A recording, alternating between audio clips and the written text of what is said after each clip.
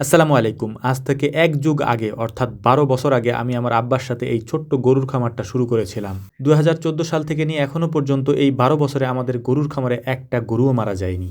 অনেক কঠিন রোগবালাই হয়েছে, অনেক সমস্যা হয়েছে, সেগুলির সম্মুখীন আমরা হয়েছি এবং সেগুলির সমাধানও আল্লাহর রহমতে আমরা করতে পেরেছি আলহামদুলিল্লাহ। যখন আমি ছোট ছিলাম তখন আমাদের গরুর ঘরে একটা গরু মারা গিয়েছিল, যে গরুটা আমরা বর্গা পালন করতাম, অন্য এক কাকির কাছ থেকে আমরা এনেছিলাম বর্গা হিসেবে। ওই গরুটা মারা যাওয়ার পরে আমার আব্বা ওই গরু জড়ায় ধরে কাঁদতেছিল গোয়ালঘরের মধ্যে। ওই দৃশ্য ছোটবেলায় আমি দেখেছি। এরপর থেকে নিয়ে এখনো পর্যন্ত আমি এই গরুর খামারে যতদিন পর্যন্ত আছে আমি চিন্তা করতাম এবং ভাবতাম যে ওই দৃশ্য দ্বিতীয়বার যেন আমার আব্বার সামনে না কোনোদিন না আসে। ছোটবেলায় যখন ওই গরুটা মারা গিয়েছিল তখন আব্বা আমাকে সাথে নিয়ে আমাদের বাড়ির পাশের একটা গর্তের মধ্যে গর্ত খনন করে সেখানে গরুটাকে মাটি দিয়েছিল এবং সেই সাথে আমি ছিলাম। এবং গরুটা মাটি দেওয়ার পরে আব্বা উপরে এসে কান্নাকাটি করতেছিল যে আব্বাকে আমি ধরে নিয়ে বাড়িতে আসবো, সেই পরিস্থিতিটা আমার ছিল না, কারণ আমি ছোট ছিলাম, আমি অত ভালো বুঝতামও না। ওই ঘটনার ২০ বছর পরে দ্বিতীয়বারের মতো আরেকটা গরুকে মাটি দেওয়ার জন্য এসেছি। তবে আজকের দৃশ্যটা একটু ভিন্ন।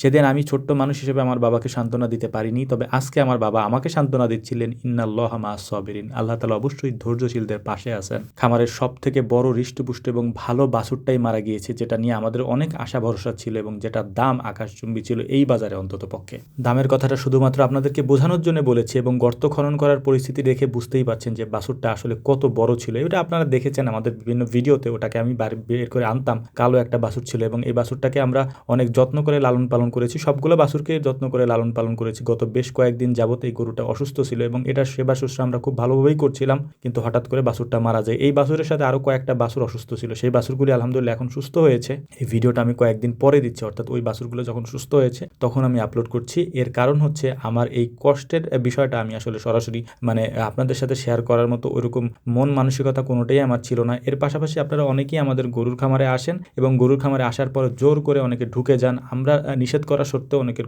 জোর করে ঢুকে, এরপর গরুর ঘরেও ঢোকে এবং এই বাছুরটা নিয়ে অনেক মানুষের অনেক কথাবার্তা চলতো, ওই বাছুরটা অনেক ভালো, এরকম অনেক কথা হইতো। আমরা এটা বিশ্বাস করি যে মানুষের চোখের নজর এটা খুবই খারাপ জিনিস। এটা আমরা বিশ্বাস করি। হয়তো অনেকে আমাকে এখন পরামর্শ দিতে পারেন বৈজ্ঞানিকভাবে, ডাক্তারিভাবে বা স্বাস্থ্যবিজ্ঞান হিসেবে, বাট আমি একজন মুসলিম হিসেবে এটা মনে করি যে মানুষের বদনজর সত্য এবং এই বদনজরের কারণে মানুষের অনেক ক্ষতি হয়। এর পাশাপাশি একটা বিষয় আপনাদেরকে আমি বলি, আমাদের ৩টা বাছুর একসাথে অসুস্থ হয়, তার মধ্যে সব থেকে কম অসুস্থ ছিল এই বড় বাছুরটা, কিন্তু এই বাছুরটাই মারা গেল। অন্য বাছুর আলহামদুলিল্লাহ সুস্থ হয়ে গিয়েছে।